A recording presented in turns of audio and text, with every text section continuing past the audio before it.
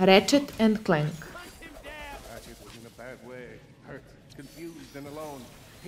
Ratchet and Clank naslov je inspirisan novim animiranim filmom koji je opet nadahnut igrom iz 2002. godine.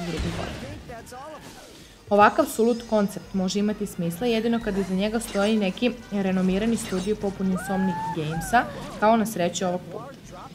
Već u prvim momentima igre i sami autori priznaju koliko je ovakva ideja uvrnuta, dok kapetan Quark polako objašnjava kako se sreo sa Ratchetom i Clankom.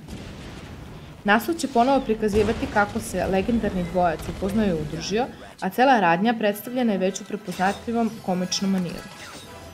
Ovaj serijal u stanju je da brzo prikuje igrače za ekran, te ih tamo zadrži još dugo nakon što se igra završi po prvi put i u tome se sastoji njegov šarm. Ipak, autorima se može zameriti to što pomenuta povezanost sa filmom nije izvedena na najbolji način. Pohvalno je to što se naslov ne drži scenarija igranog ostvarenja, ali u isti mah neki delovi priče imaće više smisla ukoliko su igrači pre toga odgledali film. Izvođenje nalikuje ranijim ostvarenjima u serijalu i svodi se na kombinaciju platformskih i akcionih delova.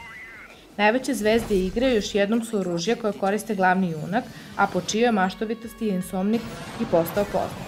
Nijedan alat koji Ratchet i Clank imaju na raspolaganju nije običan. Postoji puška koja pretvara protivnike u piksele, zatim ona koja ih transformiše u ovce ili ih tera da igraju na ekranu.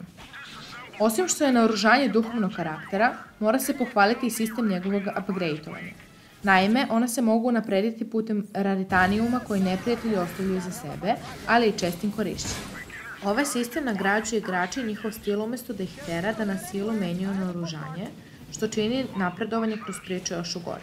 Osim napucavanja, igre ima i nekoliko logičkih zadataka koji su uglavnom jednostavni, ali znaju da budu i nešto kompleksniji, što je svakako pohvalno. Čak i ukoliko ne uspiju duže da zadrži igrača u igri, u njoj se nalaze brojni elementi koje treba prikupiti i delove planeta koje treba istražiti kako bi se dostigao platnasti trofej. Pomak u odnosu na 2002. godinu u grafičkom smislu zaista je neverovatan.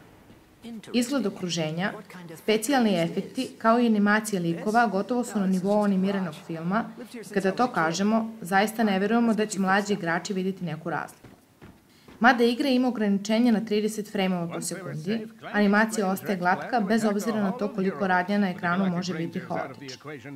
I ovde treba još jednom odati priznanje autorima za kreativnost, jer se tokom avanture sreću brojni zanimljivi likovi, a akcije se odvija na prelepim dizajniranim pezažima. Ne možemo da krivimo igrače koji su možda očekivali novu igru, ali novi Ratchet & Clank sve je samo neobičan remake hita sa PlayStationa 2 konzole.